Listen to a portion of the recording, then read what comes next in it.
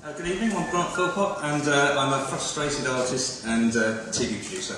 This is a letter I wrote in 1978. I was 7 years old, entered the Blue Piece of Famous Faces competition, drew a picture of Telly Savalas in pastel. Didn't win it, but it got featured in the studio, and I think I spotted it on the black and white telly. But I did win this competition. This was a colouring in competition for Geese Bananas.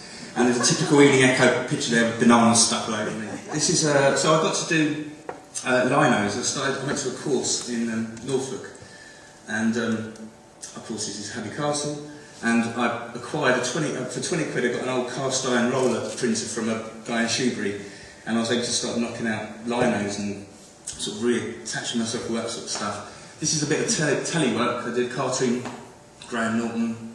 And Helena Christensen, that went out on Channel 4 in about 2002, and so I've had various different bits and bobs shown over the years. In 2003 I started working on Harry Hill's TV Burke, which is, I've been doing that now on and off as a freelancer, and here I am leading the pack with my feather boa. And I'm a BC producer on the main show, and I produce the DVDs for sell-through and the best-ofs, and so I'm very happy to do that. But in the meantime, I do keep my eye on with the art, and here's a lino print I did of geraniums, and that's tinted with water. Sundown is a diverse art event and organisation consisting of live music, spoken word, comedy, short films, DJs and any other performance art. We're based in Southend-on-Sea, but we now curate events in London, throughout the UK and at many festivals. That's the logo there. It began in 2003 as simply a poetry night with one live music act on the bill. And it was then put on hold until August 2004, when I became involved as the booker, sort of finding an array of different quality acts to book, and that's poet Jamie Spracklen on about earlier ones at the railway. I thought it was cool. At first we kept it local, booking just local acts to give them a platform and showcase their talent. The very first and one-off Sundown was in the sun rooms, but then we moved upstairs at the Railway Hotel. Like Joe said before, it was all cool and boho. It was a bit of a dive before, to be honest. This was a local poet. We used to call him Peter O'Toole, but that's not his real name, obviously. Our audience started to grow, and we needed a space that could accommodate Sundown. It was really hard finding a decent venue in Southend, as I'm sure some people know. We temporarily moved to the Golden Line before finally securing our regular home for 2 years, the Ballroom upstairs at the Royal Hotel. Ladies and gentlemen, good evening. My name is Jules EASLEA and I run Juvenile PR, and I am an Essex woman. Born literally above the shop, Raleigh motorcycles, to the sound of a revving engine and the smell of Castrol GTX. I grew up in Raleigh and I went to Fitzwymark. Despite stage managing productions at Fitzwymark, working weekends at the Unicorn Theatre in London, where my sister was a cast member often, winning the LWT Arts Festival Fiction Prize and taking theatre studies at CVIC. Here we are in Whiteface for the Threepenny Opera, I don't know why. Despite all these obvious signs, I headed off for a career in banking, which in Essex in the 80s was acceptable. Realising my mistake, I headed off to Keele University to read English and American Studies. My final dissertation was a case study of Elvis. In 2008, I organised Keen to be Green, an environmental awareness conference for school staff at Whittle College. Here is Iris Guelphs, an artist making mini beasts from recycled materials. Over the years, I've established a great relationship with local press, and this is the hand of Chris Penhall from BBC Essex Helpline, who came to Kingswood Infant School in Basildon to help plant snowdrop bulbs for me for a creative partnerships project. In 2008, the Royal Opera House took over the running of creative partnerships in the Thames Gateway. To their great good fortune, they inherited me. The Opera House Production Workshop is moving to a new site in Purfleet, having had to move out of its Beckton workshop for the Olympics. It moves there in December. The workshop will house scenic painters and carpenters. This is the Royal Opera House Production Park site, and the workshop is the arched building you can see, top left-hand corner.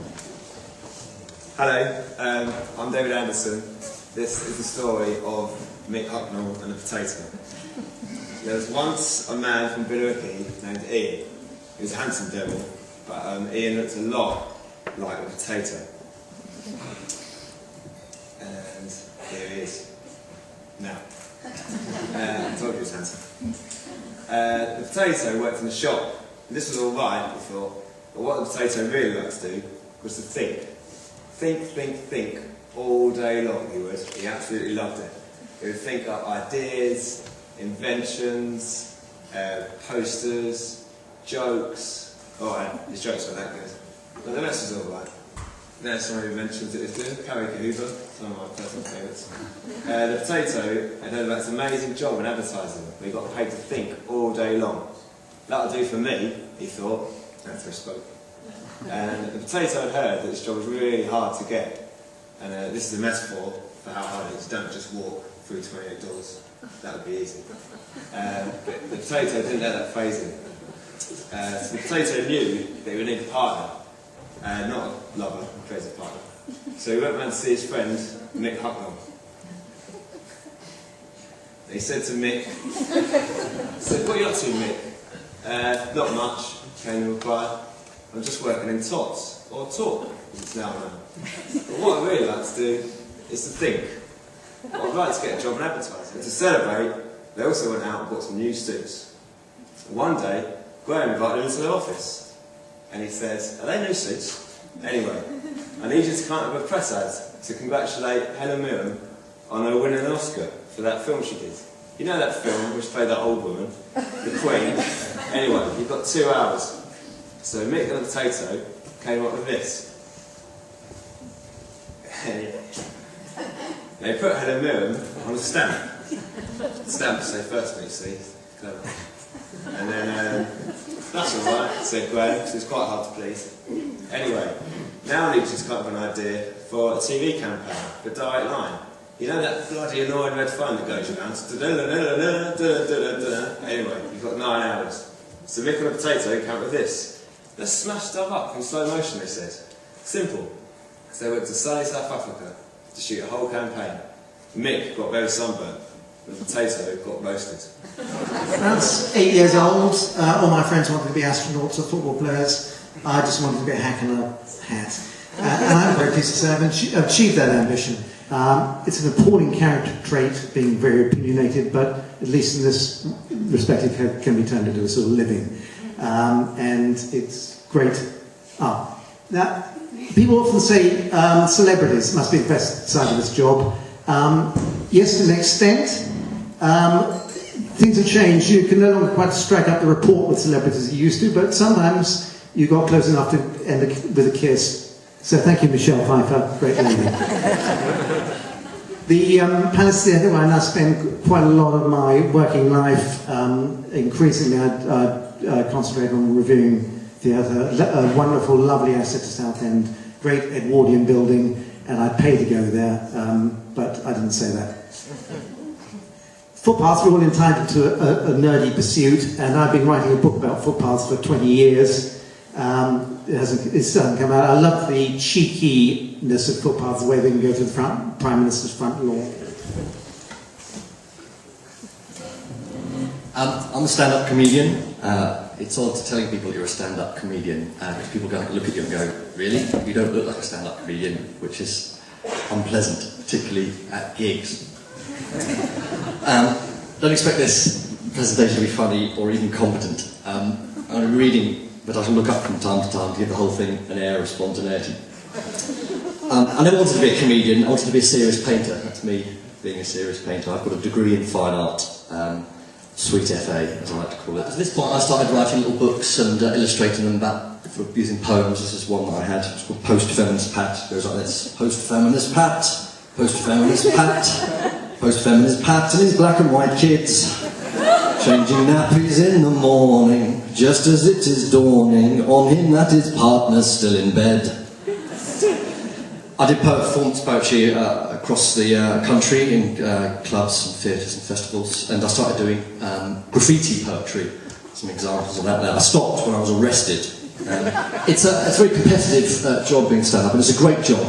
It's kind of a fair job. If you're good, you'll get somewhere, and which is not true of many other artistic mediums. You know, we've seen dancers or artists who were brilliant, never got anywhere.